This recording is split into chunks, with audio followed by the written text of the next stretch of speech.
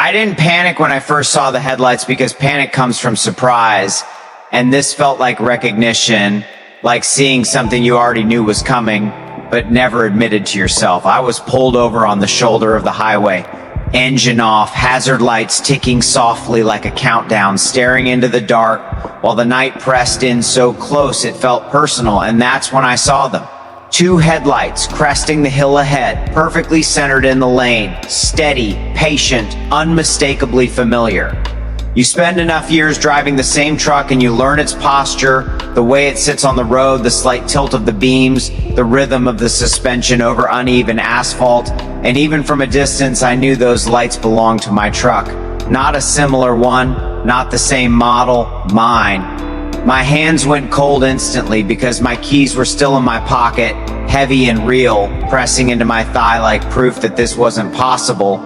I stood up slowly, gravel crunching under my boots, heart hammering harder with every step I took away from the cab, because whatever was coming toward me didn't slow down when it saw me standing there. It didn't swerve, it didn't honk. It just kept coming, straight and steady, like it already knew exactly where I was going to stand. I remember thinking, absurdly, that maybe I'd fallen asleep and this was one of those hyper-real dreams that feel more solid than waking life.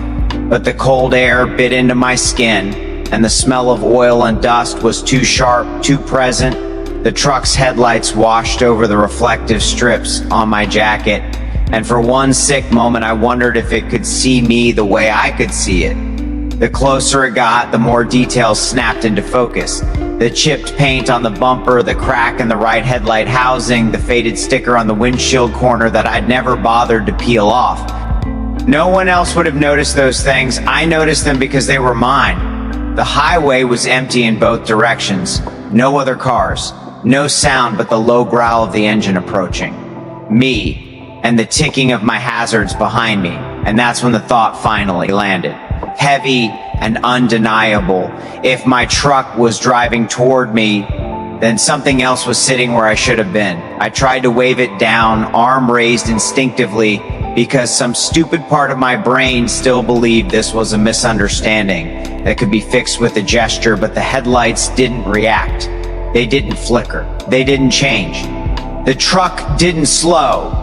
And as it passed under the last overhead light before the shoulder went dark again, I saw movement behind the windshield, a silhouette, upright, still, watching. I stumbled backward, nearly losing my footing, and shouted, though I don't remember what words came out, only the raw panic in my voice as I realized the silhouette wasn't moving the way a driver should. It wasn't shifting. It wasn't adjusting the wheel. It was just there, perfectly centered, head facing forward, like it was being carried instead of driving. When the truck finally passed me, close enough that I could feel the rush of displaced air against my chest, I turned with it, heart in my throat, and saw the side panel slide by inches from my face, my name stenciled on the door in faded white letters, my name. I spun around to watch it continue down the highway, taillights glowing red as it disappeared into the darkness, and only then did I notice something worse than the fact that it had been moving without me. There were no brake lights, no turn signals, no sign it had ever acknowledged my presence at all. I stood there shaking, listening to the sound fade, trying to understand how the world had just split into before and after in the space of a few seconds. When I heard my own engine start behind me, I froze. Slowly, mechanically, I turned back toward the shoulder. My truck, the one I had just watched drive away, was still parked where I'd left it, hazards blinking, engine rumbling to life on its own like it had been waiting for me to notice. The driver's side door creaked open. I hadn't touched it. The interior light came on, spilling weak yellow illumination onto the ground, and for a moment, I saw nothing inside, just the empty seat and the steering wheel turned slightly to the left, the way I always left it. Relief hit me so fast it made me dizzy, because this at least made sense. I took a step toward it, then stopped cold when I realized the seat was already occupied. Someone was sitting there, slumped forward slightly, hands resting on the wheel, head tilted just enough that I could see the outline of their face in the dim light. My face, not a reflection, not a trick of shadow. Me, wearing the same jacket, the same boots, the same exhausted expression I'd seen in the mirror 1,000 times at the end of a long haul. He lifted his head slowly and looked at me, and when he smiled, I felt something inside me come apart, because it wasn't a threatening smile or a cruel one. It was relieved, like he was glad I'd finally caught up. "You weren't supposed to stop," he said in my voice, calm and steady, like he was explaining a simple mistake. My mouth opened, but no sound came out. Every instinct screamed at me to run, but my feet wouldn't move, locked in place by the weight of what I was seeing. He nodded toward the highway, toward the darkness where the other truck had gone. "It's already ahead of you," he said. "It always is." The world seemed to tilt then, like gravity itself had shifted, and suddenly the memory of why I'd pulled over felt fuzzy, incomplete, like a page torn out of a book. I tried to remember. The last town I'd passed, the last time I'd spoken to someone, but all I could think about was the road stretching endlessly ahead and the certainty that something had gone wrong long before I ever saw those headlights. The other me stepped out of the cab, movement stiff but familiar, and closed the door gently behind him. Up close, he looked wrong in small ways that made my skin crawl. Eyes a fraction too still, smile held a second too long, posture too relaxed for someone standing on the edge of an empty highway at night. "You can still take it," he said, jerking his head toward the truck parked beside us. "Or you can chase it." I asked him what he meant, though part of me already knew. He glanced down the road again, where the darkness seemed thicker now, heavier, as if it had weight. "You've been driving a long time," he said, "long enough to forget when you stopped choosing." The highway hummed softly beneath our feet, a low vibration I felt in my bones more than my ears, and I realized with a sudden clarity that the road was listening, that it had been listening the whole time. The other me met my eyes again, and for a moment there was something like pity there. "It only needs one of us," he said quietly, "but it always takes the one who keeps going." And that was when the headlights appeared again in the distance, cresting the hill exactly the way they had before, growing brighter by the second, coming back for me or coming back to replace me. I couldn't tell which was worse.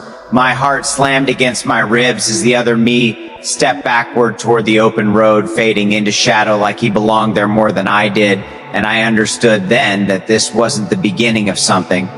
It was the middle of a loop I'd already been living in without realizing it.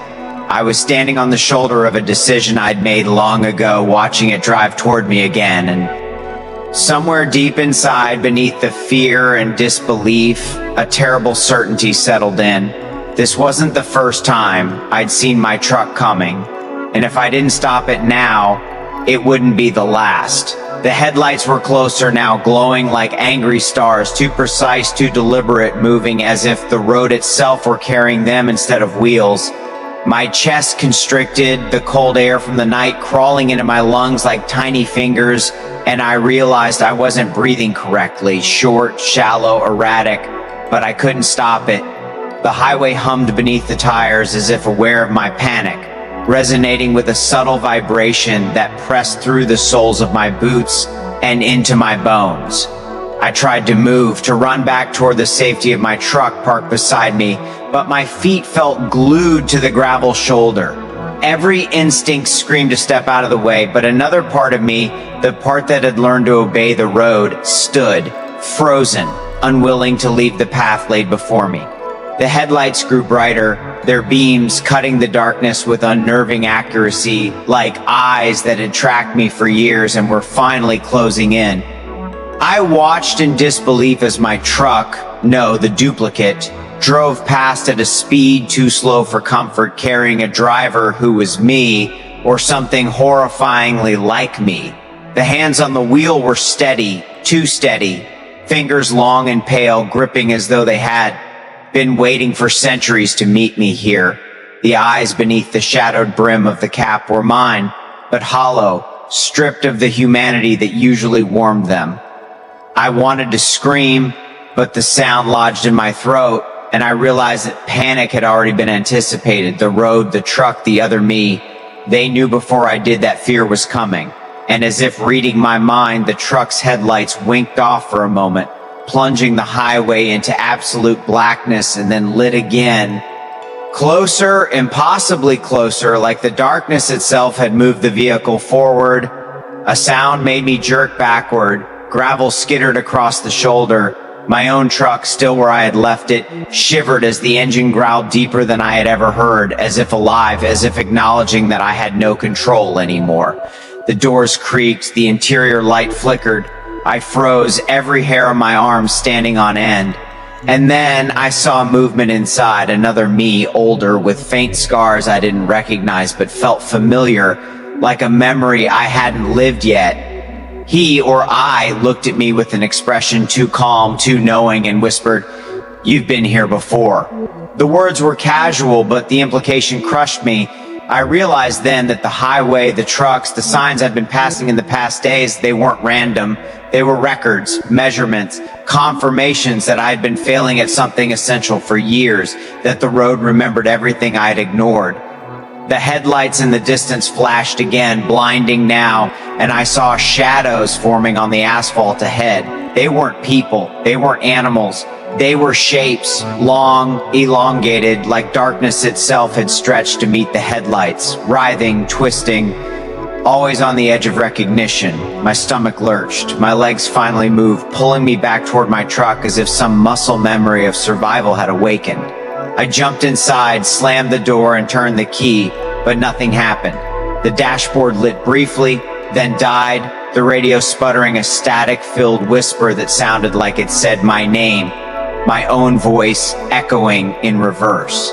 I slammed the wheel, pounding the horn, anything to alert someone, anything to call for help, and the truck obeyed as though mocking me. It started, but in reverse, tires spinning on the gravel shoulder as if the machine knew where I had to go, and I had no say in I fought it, twisting the wheel, slamming the brakes, trying to gain control, but the truck surged forward again, tires gripping the asphalt perfectly, guided by some unseen force.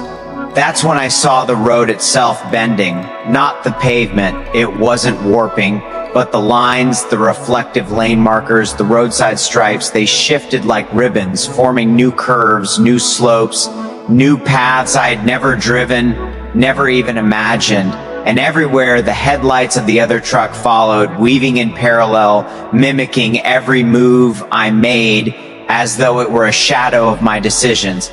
Every instinct screamed that I should stop, should step out, should abandon everything, but deep inside, I knew the second I did, the road would erase me completely. Time fractured, minutes stretched and shortened.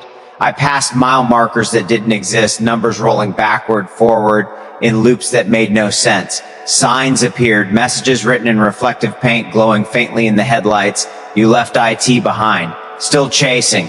Not fast enough. My heart pounded like a drumbeat in a war I had no chance of winning. Each sign felt personal, each mile marker an accusation. And I realized then that the road wasn't just moving me physically. It was cataloging every choice, every hesitation, every failure I had ever made.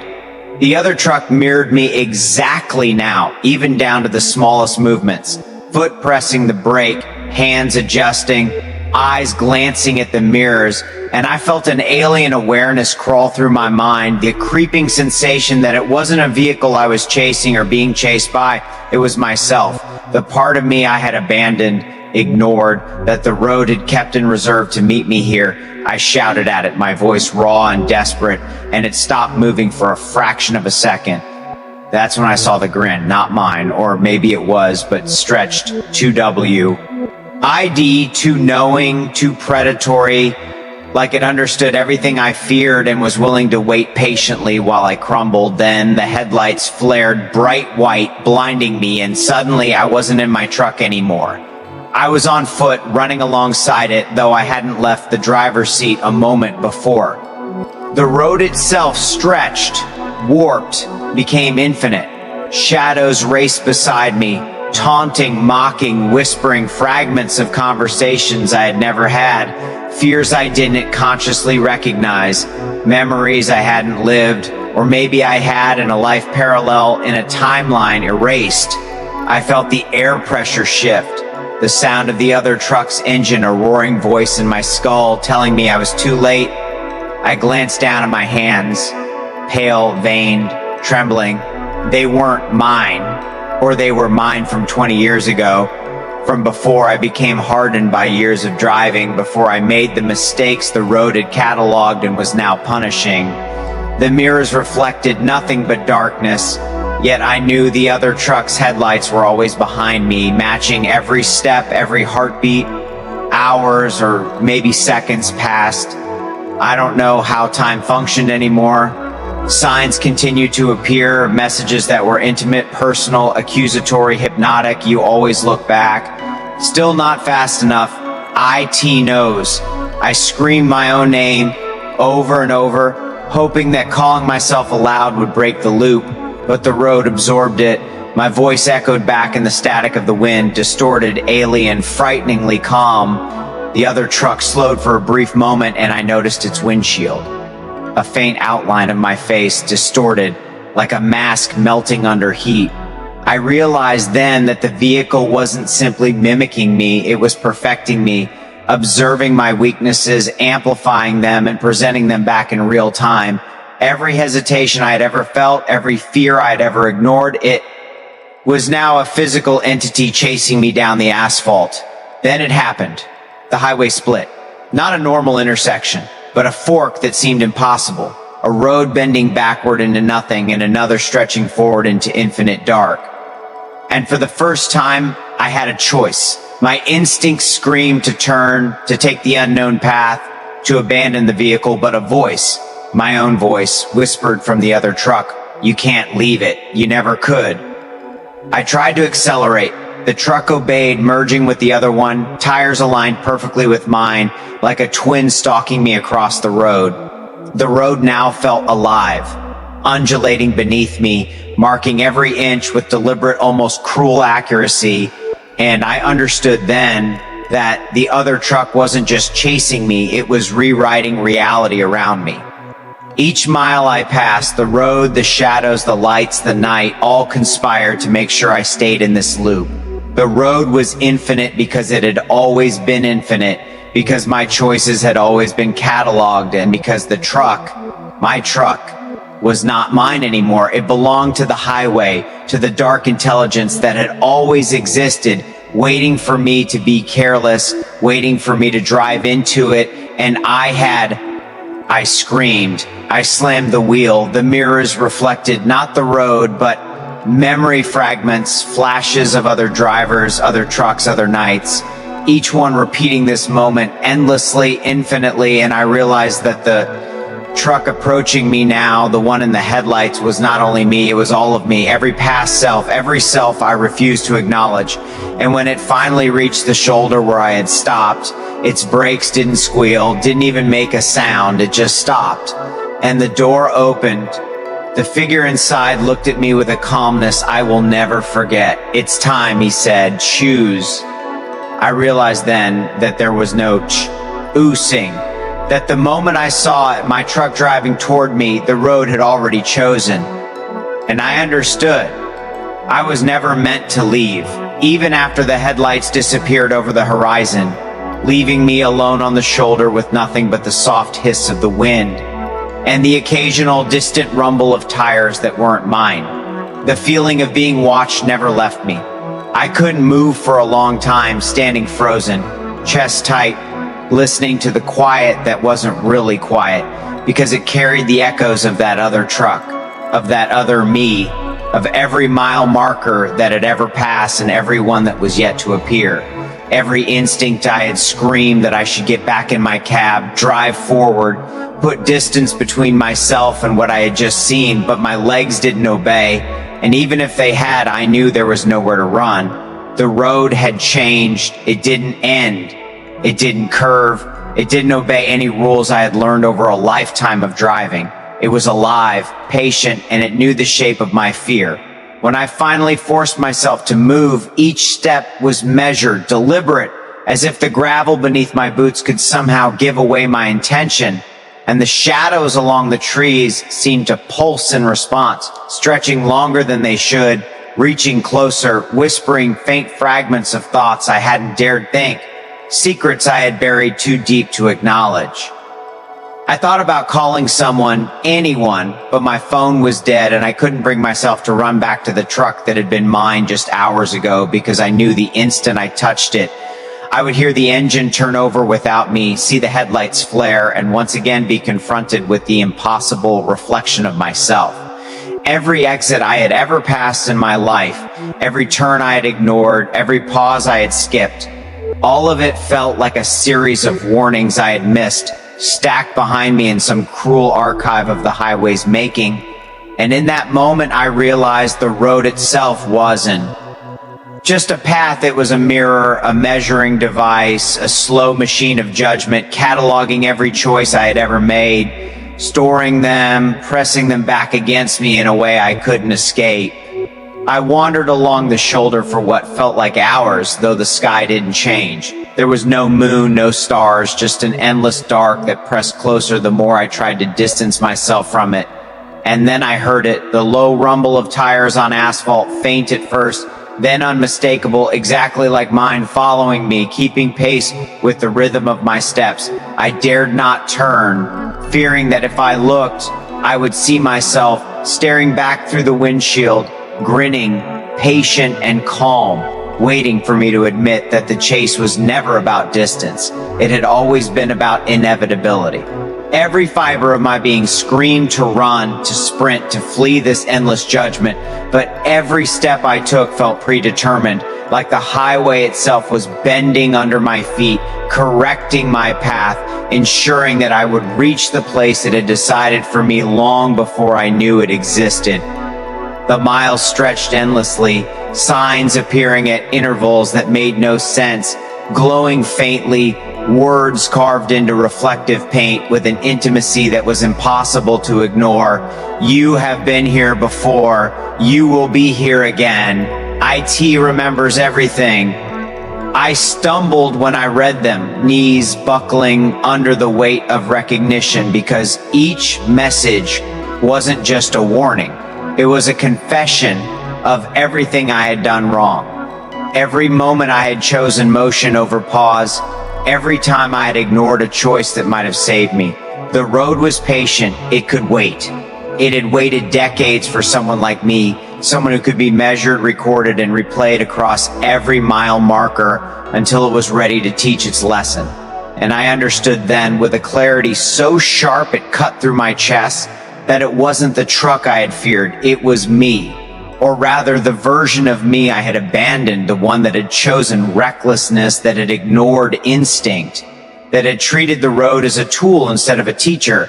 That version was alive, driving toward me, past me, waiting, perfect, patient, and unyielding. Hours or days or years passed, and the dark never changed. The air didn't feel like air, it felt like weight pressing against my lungs. Shadows moved where shadows shouldn't have existed, stretching and twisting in ways that violated logic. I saw shapes in the trees, faint outlines of vehicles, flashes of headlights that were never mine, reflecting impossible movements. Every time I tried to close my eyes, I could still feel the presence, the hum of the engine that belonged to no vehicle I could name, the constant whisper of motion that echoed in my mind like a heartbeat. My body screamed, my mind screamed, and yet I couldn't stop moving. The shoulder gave way to black asphalt that felt softer than it should, malleable under my feet, bending to the will of some unseen force that guided me relentlessly forward. Signs continued to appear, but now they weren't numbered. They were statements, direct, accusatory, intimate. They knew my name, my past, the roads I had avoided, the towns I had skipped, the exits I had ignored, the choices I had denied. Each sign was a mirror, each message a judgment. I read them aloud, my voice cracking, trembling. You are too slow. You can't hide. IT sees you. And then one appeared closer than ever, flashing bright white letters, jagged. Stop looking back. I wanted to stop. I wanted to collapse. I wanted to scream into the emptiness, to strike the asphalt, to plead with the universe to let me be. But my own legs refused to obey. My own will no longer mattered. The road had claimed it. Somewhere ahead, I saw a faint glow, different from the signs, different from the headlights, a strange white light that pulsed slowly, rhythmically, like a heartbeat of the earth itself. My heart leapt. Could this be an exit? Could this be the end? I ran faster toward it, every step taking me closer to whatever lay beyond, but the light didn't grow brighter. It stayed just out of reach, unmoving, patient. And then I realized it wasn't an exit. It was a reflection, another mirror, another archive of myself waiting for me to arrive so that the road could measure me one last time. I fell to my knees in the asphalt, trembling, sobbing, gasping for air that never came fully, and when I looked up, I saw the truck again. Both trucks, in fact, the one I had been driving and the one that had driven toward me. They moved in perfect synchronization, headlights bright, engine growl vibrating the ground beneath me. And the drivers, they were both me. Every detail identical, every scar, every expression, every exhausted line carved into my face repeated infinitely. They stopped in the lane ahead, perfectly aligned with my own body, and the doors opened slowly, deliberately, like a predator revealing its trap. One of them stepped out. The other remained seated, calm, patient, unwavering. The standing figure looked at me, every motion deliberate, every gesture loaded with Noel. DJ I hadn't earned, he or I smiled faintly. It's time, he said. His voice was my voice, but sharper, colder, heavier. You see now, don't you? You never were in control. The road doesn't forgive, it doesn't forget, it only waits.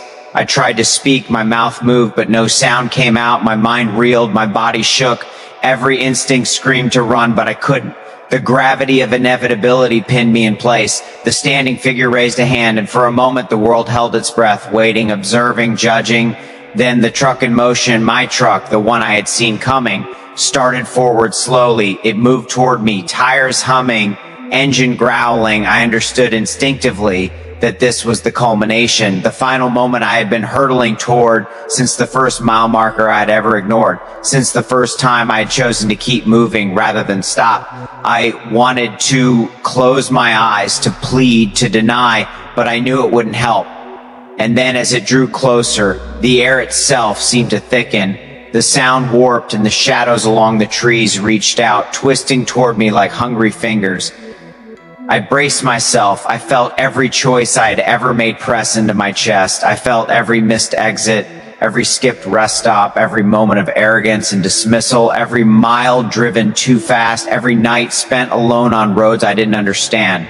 The truck came closer. The standing figure smiled faintly. You're ready, he said, or you will be soon enough.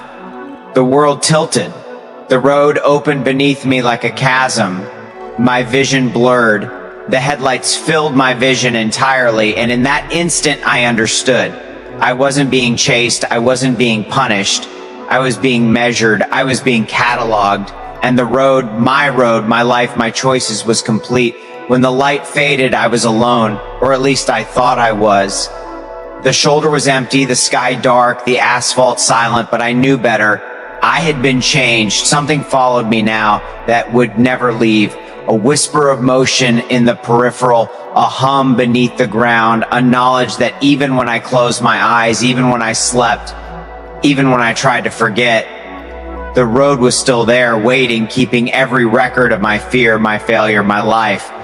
And I understood then, with a clarity so terrible I will never forget, that seeing my truck driving toward me was never a warning, never an accident, never a hallucination. It was an inevitability. The road is patient. It waits for everyone, and it always remembers.